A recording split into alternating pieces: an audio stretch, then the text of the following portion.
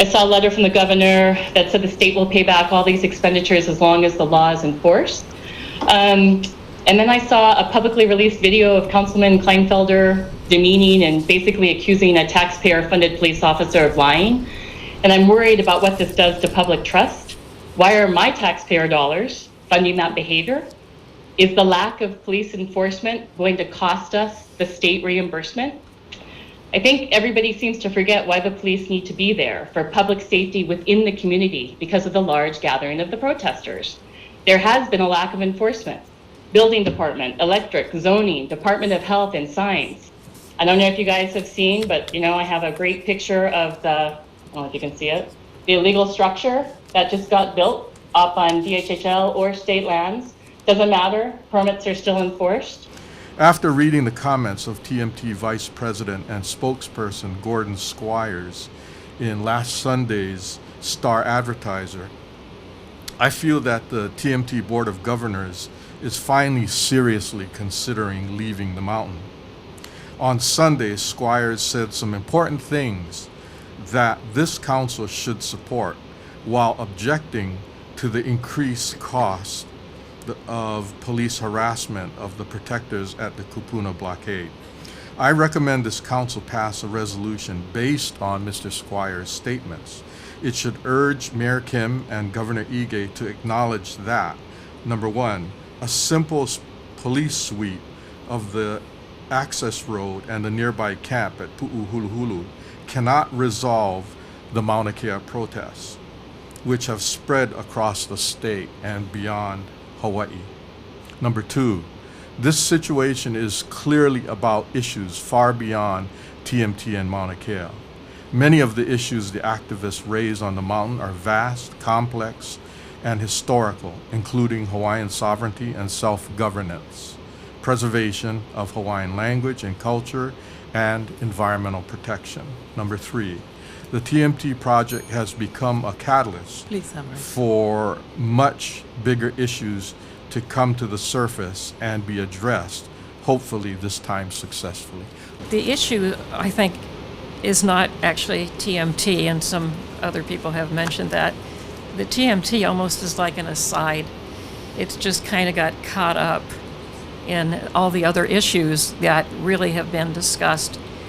And frankly, I'm a civil rights protesters from Martin Luther King, and if they were protesting at the DHHL, I would be right there beside them.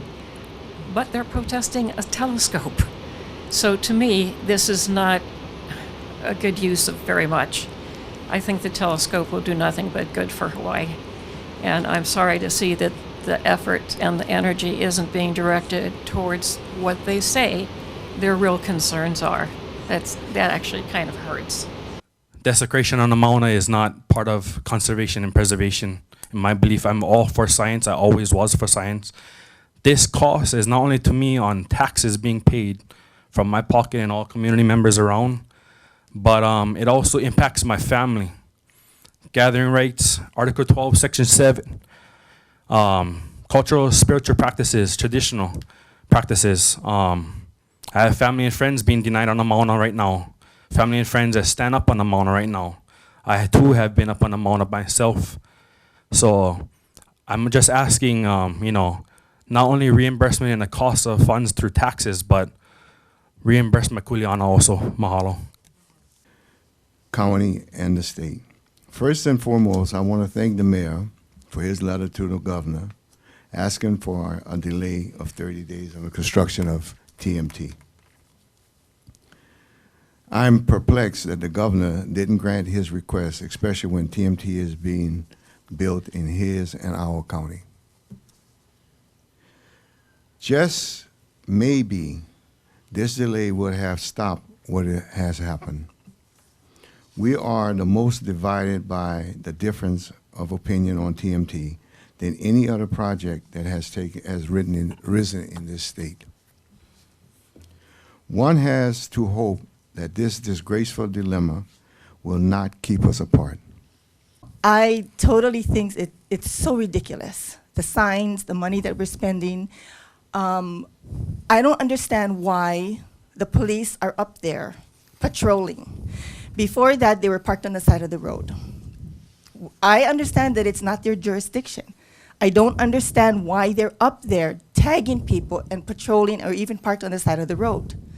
This is a DLNR, they have their own police. If TMT needs some kind of security, they should be like other businesses in our community that hire police to do special duty. I don't understand why that is not being considered. Why are our police up there doing a job that they shouldn't be doing?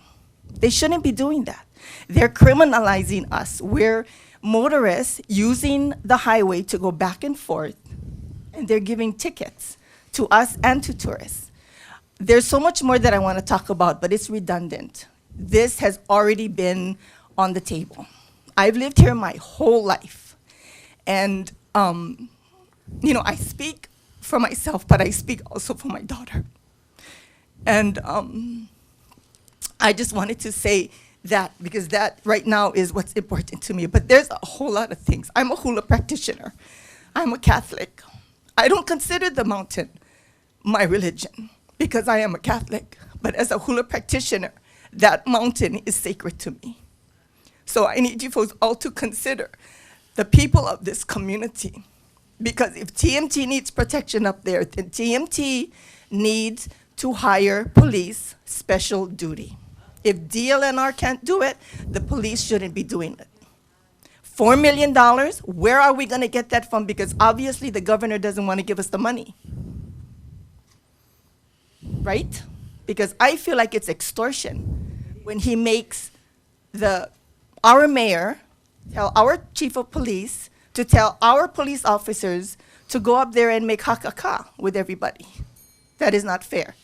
This whole thing is just so ridiculous, and all it's going to do is touch off a bigger and bigger fire. I know that there's this big push now to do something about it.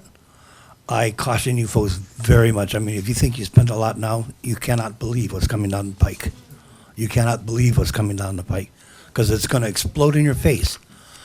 What you need to know is those kupuna in there, those kupuna and those people around there, those are your mothers, your grandmothers, your aunties, your children, your grandchildren, yeah? And you're sending our policemen, our cousins, to go do dirty work for a private corporation, okay? I don't know how Mauna Kea became unsacred when it's been sacred for thousands of years.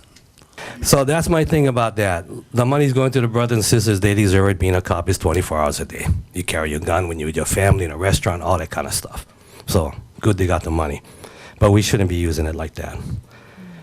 The way we're being represented as a police department, as a county, is wrong.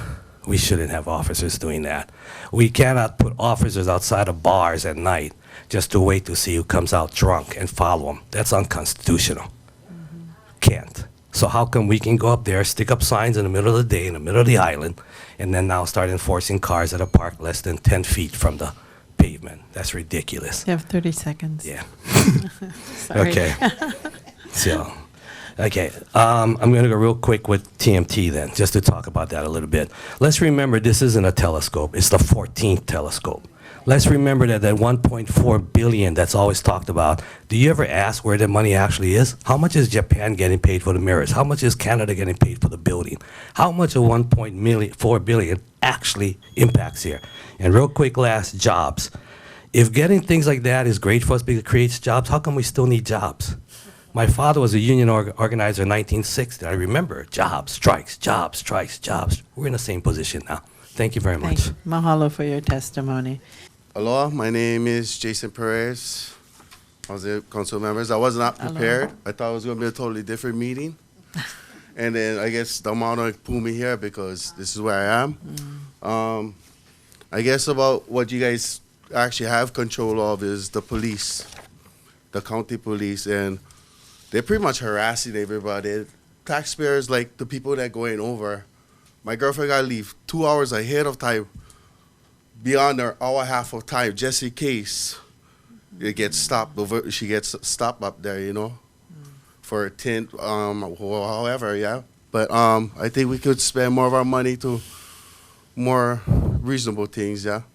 The police are up there to enforce the law. and the law was interpreted by the Hawaii Supreme Court. But I'd like to read some excerpts from the dissenting opinion on that Supreme Court decision by Justice Wilson. While conceding that Mauna Kea receives constitutional and statutory protection commensurate with its unchallenged position as the citadel of the Hawaiian cultural pantheon, the BLNR applies what can be described as a degradation principle to cast off cultural or environmental protection by establishing that prior degradation of the resource to a level of damage causing a substantial adverse impact extinguishes the legal protection afforded to the natural resources in the conservation district. Using the fact that the resource has already suffered a substantial adverse impact, the BLNR concludes that further land uses could not be the cause of the substantial adverse impact. Under this new principle of natural resource law, one of the most sacred resources of the Hawaiian culture loses its protection because it has previously undergone substantial adverse impact. The degradation principle portends environmental and cultural damage to cherished natural and cultural resources.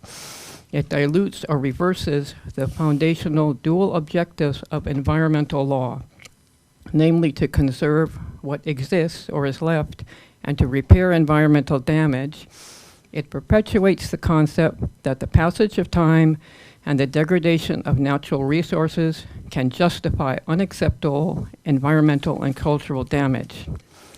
The state authorized previous construction within the astronomy precinct that created substantial adverse impact. Thus, the party that caused the substantial adverse impact is empowered by the degradation principle to increase the damage. Now, the most extensive construction project yet proposed for the astronomy precinct is deemed to have no substantial adverse impact due to the extensive degradation from prior development of telescopes in the summit area. Please summarize, Corey. The degradation principle renders inconsequential the failure of the state to meet its constitutional duty to protect natural and cultural resources for future generations.